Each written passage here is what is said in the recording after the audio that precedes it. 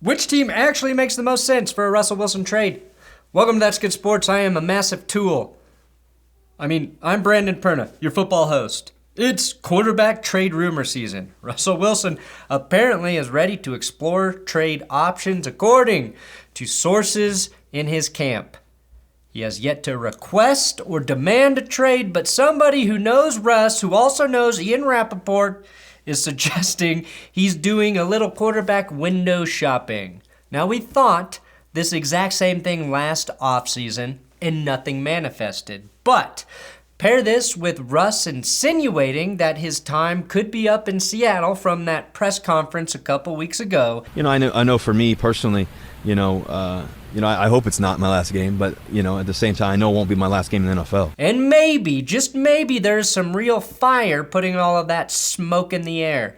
Today, I'll discuss which teams may be in play for Russ. Some may surprise you. Which teams Russ is a good fit with, and which teams can actually make the deal happen. Today, on That's Good Sports.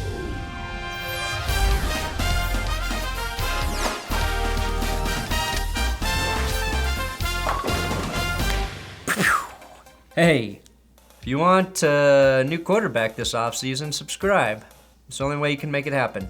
New year, new you, new pubes. Today's episode is brought to you by Manscape.com/GoodSports. Now it might be time to upgrade your dong tongs, and that's why I recommend the Performance Package 4.0 with the Lawnmower 4.0 trimmer, a cordless, waterproof below-the-belt groomer that you can use in the shower. Please do your trimming in the shower and stop trying to complete the trim your pubes during your work Zoom call challenge. It's ridiculous. With the Performance Package, you get the lawnmower and the weed whacker to clear out those nasty nose holes, and the crop preserver and the crop reviver to shine and desmellify your balls. If you think someone other than yourself may be looking at your naked pelvic area, put your best phallus forward with the ultimate grooming kit. Use my link below, Manscape.com/GoodSports for 20% off, plus free international shipping and 2 free gifts. Manscaped, do it. One big reason Wilson may indeed be on the move is that after their annual meeting, Pete Carroll and GM John Schneider are still employed following that meeting with team owner Jody Allen. Now, some believed Carroll, if he were to be fired, it would have happened in that meeting or at that meeting. The storyline in Seattle has been if Pete stays, Russell Wilson wants out. Well, Pete seems to be staying. After the meeting, Carroll revealed, this is what Jody Allen wants. Whatever is there, we got to exhaust every opportunity for our club, and right from the owner, she wants us to take a look at every single opportunity to better the franchise. That's what we do. It's going to take us some time to put it all together, and we have a lot of difficult decisions to make this year. Now, does that mean Russell Wilson is definitely gone? No, certainly not. But it sounds like all parties are open to the idea of a trade, aka making a difficult decision and exhausting every opportunity for the club.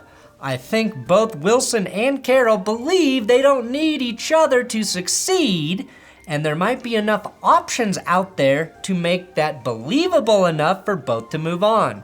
Hell, throw Derek Carr in Seattle, and I think they can get back to the playoffs. Today, I want to rank the best possible fit for Russell Wilson because I feel like I've talked about this stupid possible trade so many damn times that I'm running out of ways to discuss it. But every team has challenges. There's no clear, easy answer here. The Bears were the leading contender to land Russell Wilson last offseason. They were the only team that John Schneider actually met with and had details in place for a trade. Chicago, like the Giants, are also searching for a head coach and GM, and I do not think they would trade for Russell Wilson after drafting Justin Fields unless the Seahawks are high on a guy like Fields, and he could be part of the trade. Hell, maybe the Patriots would trade Mac Jones and picks for Russell Wilson. There are options. Based on last year's rumors, though, and this year's rumors, Russell Wilson has essentially said he'd play for half of the fucking NFL. Now, no new list of approved tradable teams has emerged or been confirmed by Wilson. So I will keep in mind teams we think we know Wilson would play for and teams that could be in the QB market who would be appealing to Russ Wilson. Starting at number 9, the Giants. Are the Giants a real possibility for Russell Wilson, or was New York media just desperately attempting to get rid of Daniel Jones? I don't know. I get why Wilson would go to New York. I really do. And maybe he can salvage some of the underutilized talent on that offense. But I think what makes New York a player is they have the 5th and 7th overall picks in the draft. Hell, I'd take those 2 picks and Daniel Jones and a few second rounders mixed in the next 2 drafts if I were Seattle. We all know Seattle sucks at drafting in the first round, but when was the last time we saw them pick twice in the first? Could they mess up 2 first rounders? The biggest hurdle here is the cap. New York, 7th worst in cap space, $2 to $3 million over the cap right now, which means Wilson would go to a team that gives up draft capital and has to probably cut some key talent to make his payment work. This move doesn't make a lot of sense for either party. Number 8, I've got the Steelers. I have the Steelers at 8, and I actually would put them at 1 or 2 as the best fit for Wilson. Their defense is close to being Super Bowl caliber. Wilson would have a plethora of receiving weapons. Not only is Mike Tomlin a coach players love playing for, he has no issue if his offense throws the ball 50 times a game. Everything makes too much sense for Russell Wilson to land in Pittsburgh. However, the Steelers front office has a very specific way of doing things in free agency in the draft, which does not include giving up a shit ton of draft picks for a quarterback. They are a team that prides themselves on building through the draft, and there is a chance a quarterback they love, like Kenny Pickett, falls to them in the draft. Stylistically, Wilson plays the game a lot like old Ben Roethlisberger. They both mastered the art of extending plays before Big Ben's body betrayed him. I just don't see the Steelers considering this move. Right now, the issue in Wilson's eye for Pittsburgh would have to be their bad offensive line. A huge issue for Russ right now in terms of his displeasure historically with Seattle. The Steelers do have the cap space at $44.9 million, but only have 6 draft picks in this draft. Number 7, the Dolphins. Look at this shit show. They fire head coach Brian Flores, and now nobody knows who actually hates Tua. Was it Flores? Was it team owner Stephen Ross? Regardless, we know Miami was very close to executing a trade for Deshaun Watson before the trade deadline. So close that apparently Watson was just a couple settlement agreements away from the deal happening. Miami would certainly be interested in Russell Wilson, but I think Russ is way too smart to hedge his future on a very poorly run franchise that couldn't even win with Dan Marino. I'd call them a clown show, but the Jaguars beat them to it. This rumor squashed. Although Miami has plenty of cap room, most in the NFL actually, with $68 million right now. However, the Dolphins just have the Niners first rounder at pick 22. Not an enticing pick for the Seahawks, who I am sure will have better offers from another team that Russ also approves. Number 6, sneakily, the Washington football team. Now that we know Ryan Fitzpatrick is a full-time Bills fan and that Taylor Heineke is not the answer, the football team will be looking to upgrade the quarterback position. In terms of checking boxes, the football team could be a player for Wilson.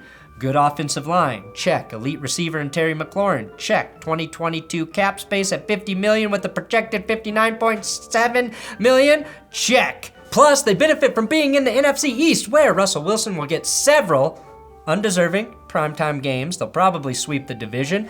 They have the 11th overall draft pick, which could get the job done for the Seahawks, but don't have any extra high picks to deal this year. Number 5, I've got the Browns. It appears that the honeymoon between Kevin Stefanski and Baker Mayfield is over, and Stefanski has told upper management he wants to explore quarterback options. And damn it, Cleveland makes too much sense for Russ Wilson. The Browns are in a decent cap spot with about $26 million in space. If they dealt Baker, that would free up a good chunk of change, as his cap hit is $18 million and might give them enough draft ammo in that trade to pair with their current 13th overall pick to entice Seattle. If another team is interested in Baker Mayfield, the Browns could hold all the cards. That said, I doubt Wilson wants to play in the Cleveland market, even though the Browns can offer him the offensive line he's always dreamed of and a defense that might be very good with a quarterback who doesn't turn it over frequently. But another thing, against the Browns, they don't have a ton to offer in terms of ball-catching weapons. I love Jarvis Landry and Donovan Peoples-Jones, but that's a big drop-off from DK Metcalf and Tyler Pop, Drop, and Lockett. Number 4, the Colts. Chris Ballard did not exactly give Carson Wentz a ringing endorsement at his end-of-season press conference. Chris Ballard did a year with Phillip Rivers, got into the postseason, and lost.